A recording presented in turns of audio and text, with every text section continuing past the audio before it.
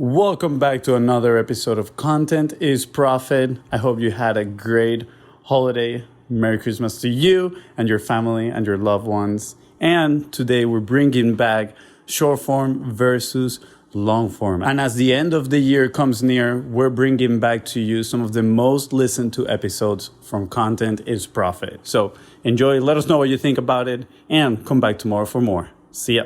We've got some Hey, this is FONZI, and welcome to the Content is Profit podcast. In here, you're going to get the insights, accountability, and drive to create consistently and increase revenue. You'll hear from top entrepreneurs, creators, and anything and everything you need to know about content. All this while having a good time. The goal of this podcast is simple: entertain, educate, and turn your content into profit.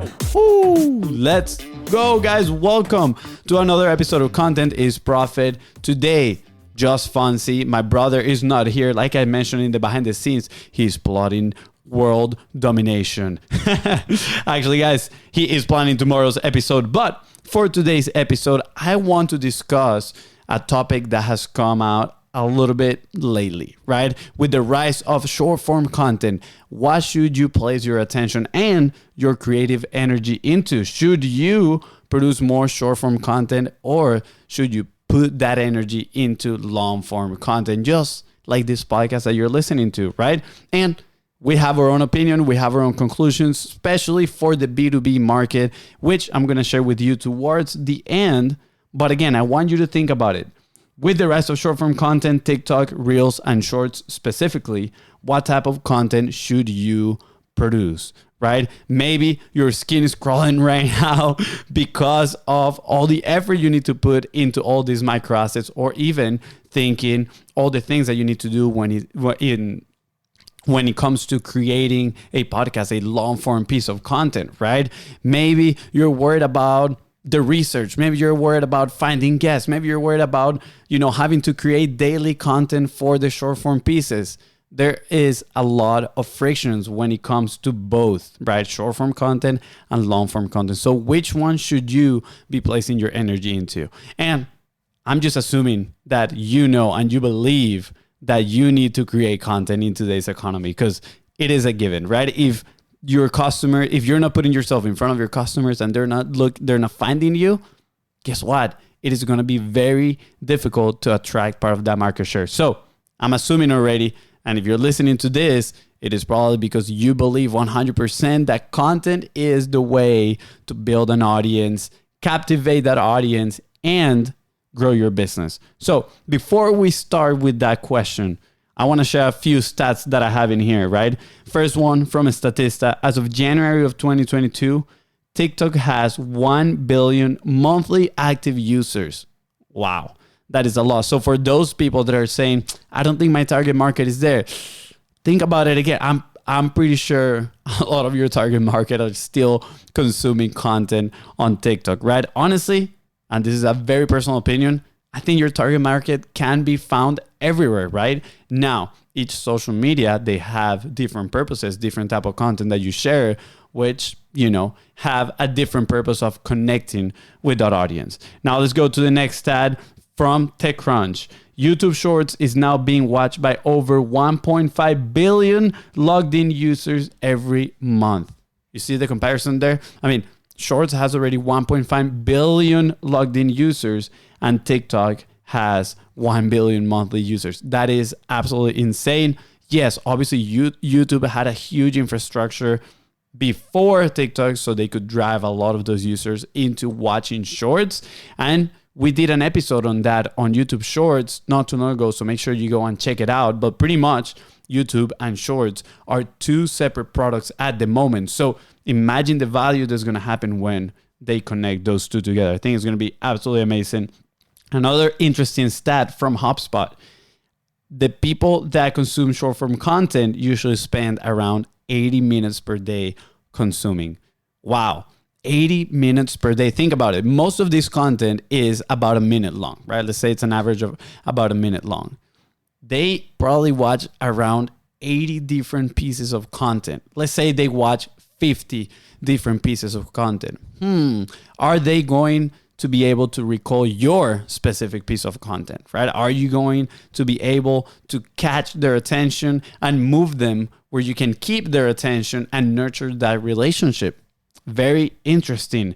Now, another stat from Convince and Convert. Podcast listeners spend about 7 hours per week on podcast. That is incredible. 7 hours per week listening. That doesn't mean they spend 7 hours per week listening to the same podcast. But guess what? A podcast can be an hour long. So one of those 7 hours can be spent building that relationship with somebody, right? Very interesting. Again, each piece of content serves a different purpose. But personally, if you ask me, what would I prefer, to keep somebody's attention for 1-2 minutes or to keep somebody's attention for 1 hour? I personally would go with keeping somebody's attention for 1 hour. Now, let's dive a little bit into what is the purpose of short form content and what is the purpose of long form content, right? And I'm just going to go a little bit through the top on this so you remember and you can visualize what these are good for, right? So short form content, first of all, is to generate attention. How can we catch people's attention with short form content? So first of all, stay top of mind. People that already know you, your followers, right? Your friends, the people that you're trying to do business with, you can stay top of mind by showing consistently in their feed. Now, short form content is perfect for this because you can share your message in 1 quick minute. They look at you and they're like, oh, I remember FONZI that talks about content is profit, about content momentum, how they put fractional content teams in other people's businesses, right? And then they move on, but at the same time, you're just resetting that in their mind and they remember who you are, what you do, and how you can help them. So short form content, first of all, stay top of mind. Second, recapture attention from your community. Maybe there's some people that they engage with you, they absolutely loved you, but guess what? They've been bombarded with hundreds of messages every single day from other people around social media. Do you think they're going to remember you? Maybe, maybe not. But by you creating consistent short form content and putting yourself in front of them, they're going to remember you. Again, they're going to stay top of mind. So if they forgot about you, you're going to be re-engaging them. And third, capture new attention and drive people into your ecosystem, right? Again, if you go into the insights of Instagram, it is incredible to see that when you look at the side of Reels, a lot of the audience that are looking at your Reels are actually people that do not follow you. And we have seen that consistently with our clients, right? There is an element of discoverability. Oh, that was a tough word. Of discoverability, right? Same with TikTok. There is a big element of discoverability where a lot of new people can come into your ecosystem. And if your message resonates with their problem, guess what? They might be willing to take the next step. They might be willing to click on your profile, see who you are, or they might be willing to go into your link in bio, maybe even opting into your offer and give you their information, right? And that's when you captivated them and you put them into your ecosystem. So to recap the short form, what is it good for? Stay top of mind, recapture attention from your community, and capture new attention and drive people into your ecosystem. Now, remember, we're talking mostly in the B2B world. Now, what about long form? What is it good for? And I put here relationships. And this is based, yes, some data, some of the clients that we work with, but mostly because of our experience with the podcast and having our guests, right? First of all, long form is going to help you build what we call art, authority, relevancy, and trust, right? I mean, if you share about a very specific topic for, let's say, an hour, you are going to be the authority on it, right? As long as you are, of course, delivering valuable content, relevancy, and then trust. If you have a guest, if people spend 1 hour with you consuming your content, they probably trust you with that source of knowledge, right? They're probably trusting you to learn that new piece of information. Now, second, it's great, again, to build relationships from both listeners and collaborators. In our case, when we started the podcast, we focused so hard on building relationships with our guests. We still do, right? Again, it is it is not a surprise. We've shared this multiple times, but our main focus is to connect with the guests and then explore opportunities in that end. And funny enough, we just came back from Boise, Idaho, and we connected with some incredible entrepreneurs that we've had on the podcast, and we were able to attend some events that if it wasn't for the relationship that we had with them that was built upon long-form content, we wouldn't have that opportunity at all. So again, long-form content is great for building relationships. And third, long-form content, it is absolutely amazing for selling. Yes, when you are in the D2C, right, direct to consumer products, so let's say like $20 products, maybe a short form video on TikTok can do the job on selling, right? Or in directing people to your sales page, and then in there you can sell them. But when you are selling, especially in the B2B marketplace, where you're selling high ticket offers or high ticket services, guess what? You need to keep people engaged. Get them and listen to you for an hour, maybe a webinar, right? You're doing a specific training, delivering value. You're building that trust and that relationship. And then it's going to be easier for you to move them into the next part of conversation and try to figure out how you can help them, right? AKA, you're trying to sell your product to these people. AKA, you're trying to help these people. So long form content is great for that, building relationships and selling your high ticket offers, especially in the B2B world. Now, what are the advantages of creating one before the other, right? And should you be creating short form content first? You might be asking yourself this question, or should you be creating long form content first? And we've seen both. And honestly, for me personally, I'm going to recommend you you get a test, and then invest, right? But what are you testing on? You're testing on your creative capacity. Is it easier for you to come up with shorter pieces of content and then put them out into the world? And then based on that, maybe depending on the data, you're like, oh, I'm going to create a long form piece of content on this that is resonating with my audience, right? So that is something you could do with short form. If you're good at coming up with multiple ideas and churning content pretty quick, you can create a whole lot of small pieces of content, short form pieces of content, publish them, see the data, what resonates, and then from that, you can go ahead and create a long form piece of content that you know it already resonated with your audience. Now, the other side of it is starting with the long form.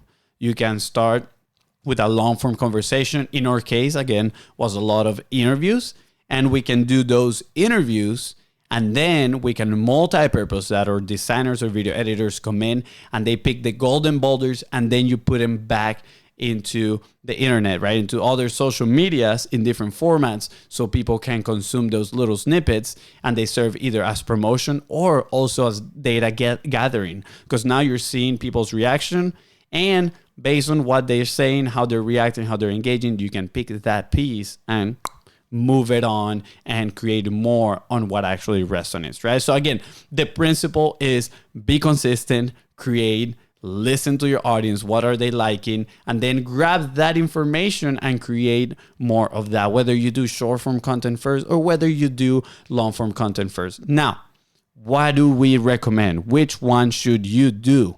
And we're getting here towards the end of the episode. But first of all, I would recommend you to just do it, right? Pick whichever. If you're not 100% sure, pick whichever calls more your attention and start doing it, right? Start exercising that creative muscle and see if you feel comfortable. Maybe after a while, you're like, you know what? This is draining. This is exhausting. Or I don't have the resources to put in this, and let me go try the next one, right? So first of all, just test. Now, if you are pretty good, if you want to test multiple ideas quick, I would recommend you doing the short form first and then grabbing the data and putting it out. But we know that a lot of you B2B people out here, you don't have the time, you don't have the capacity to put in and create short form content on that consistent basis. So what would you do? And this is what we recommend is have a platform, build a platform like this podcast that you're listening to, where we bring multiple entrepreneurs, multiple people that we can collaborate with. We can build those relationships. And guess what? While you're building those relationships, at the same time, you are developing, you're growing your audience, right? It's a collateral of publishing long form content. So That's what we recommend. Have this platform, because then you can leverage, let's say, that 1 hour every single week that you're sitting down and building that relationship and creating content. You can leverage that to create multiple pieces of content, and then they can go out everywhere around social media, right? Whatever you want to be, which again, by the numbers, people are everywhere at the end of the day, right? So what is your preferred platform? So that it is for today, short form versus long form content. I'm curious, let me know what it is that you prefer, short form content or long form content. And if you need help with developing your 6-figure platform, which is this that you're looking right now, right? A platform where you can bring the people that you want to help and that you want to connect with. Maybe you just want them to be part of your network, because you know what they say, your network is your net worth. And if we want to increase our net worth, we need to connect with cooler people and become more friends, right? And then you can potentially explore those opportunities on whether you can help them or help people in their audience. So if you need help developing those systems, putting them together and growing your 6-figure platform, make sure you reach out at BIZBROS on Facebook and Instagram, and I'll see you on the next one. Thank you so much, guys. If you enjoyed today's episode, make sure you subscribe to the podcast. Content is Profit in your favorite podcasting platform. And if I help you move one step closer towards your goal, please don't forget to share this episode with somebody else and leave a 5-star review. See ya.